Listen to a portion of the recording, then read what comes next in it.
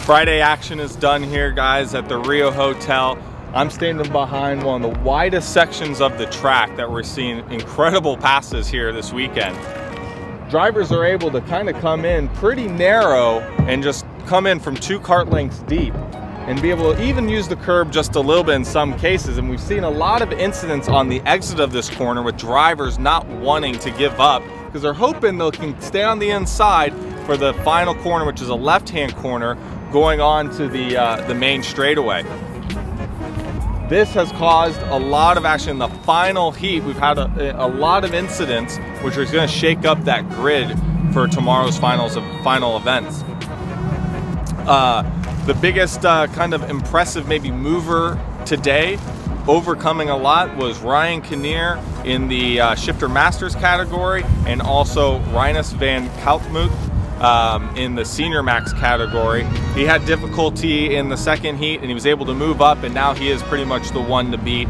He was able to pull away from a gap. Luke Selkin stayed with him for most of the race, but towards the end he was pulled away a pretty nice gap. Another driver in the Senior Max category that we have to keep a lookout for is Andre Nicastri. He's finally gotten a grip of this circuit, the Mojo tires, the Rotax engine. He was 2/10 clear of the field in that final heat. Unfortunately, he's had some bad heat results, so he's going to have to start from the back, but watch for him to come through as long as he can keep his nose clean. Another thing we've talked about with the drivers is the track conditions itself.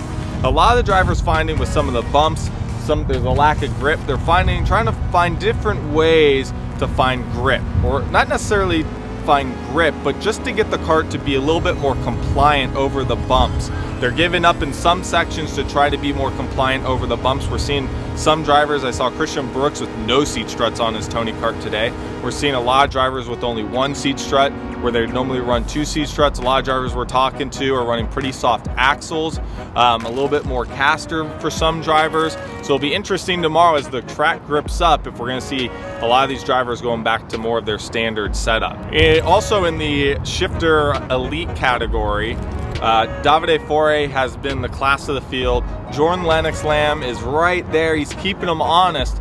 And knowing Jordan, he's probably still got a little bit left in the bag. He's waiting to show for the final. But right now, Davide on that CRG is the one that is setting the pace for the field. So that'll be a great battle to watch in tomorrow's final. Well, guys, as we discussed, it's been a great day of racing. We're here with Nick De Bruin, son of world famous Peter De Bruin with the PDB racing team. They run the Gillard chassis, and they're pretty much the head of, I would say, the head of development for the chassis brand, right? Well, yeah, we do it together with Tim Gillard. We communicate from England to Holland, and we do the testing, and they do some testing with their teams. And of course, we have a bigger market. You know, I mean, we do the world export, and they just do England. So we have to work together to get everything right in the right direction. Now, I actually had the chance to do an event, the Winter Cup, with your team back in 2004. Okay. How long has the team actually been with the Gillard brand? It happens in 1998. My stepmother, she moved out of the CRG factory team, and she wanted to start something new with Tim Gillard, and because they had a long-going relationships between Tim Gillard and my father. So from there on, you know, we started developing, and then we had Lotta, Kimi Räikkönen, and so on and so on. Right, like you said, you guys have had multiple different accomplishments, European Championships, World Championships, and the market has changed a little bit. And your team, the events you guys go to, has also changed a little bit. Recently, I see you're focusing a little bit more on the Rotax program. Yeah. Now, everyone's kind of gone the 30 millimeter route, but the Gillard's a 32 millimeter from what I understand. Yeah. Soft material, but a 32 millimeter. Can you talk about some of the differences in the chassis? Yeah, we try to get a chassis that works for the Mojo, and we feel that things, even in the Mojo tire, have changed lately. And in 2011, we were running the 30 millimeter in the Rotax Euro Challenge, and I mean, we had a pole position and we won a couple of heats, but we never, you know, want to find it. So we need to do more, you know, more testing and more development, just to give everybody an easier product. And then, yeah, we came to the 32 millimeter, which for us just has more grip and easier to set up.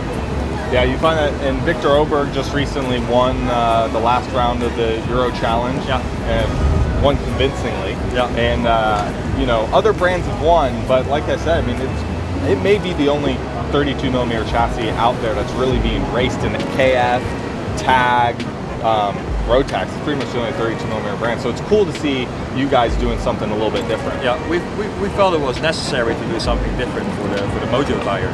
And so this one was specially made for a Mojo tire, but it also does well on the Vega Green, on the MG Red and everything. So it actually became an all-rounder, especially when tracks are not that grippy or anything in that situation, and just runs easy.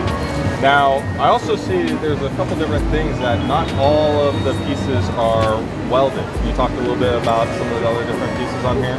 Oh yeah, this is a chassis that's without paint. And, of course, not many manufacturers make a chassis without paint anyway, but we were in a rush, so we had to go without paint. And yeah, we used bracing here and on the seat stays, and just because those are very sensitive parts to crack.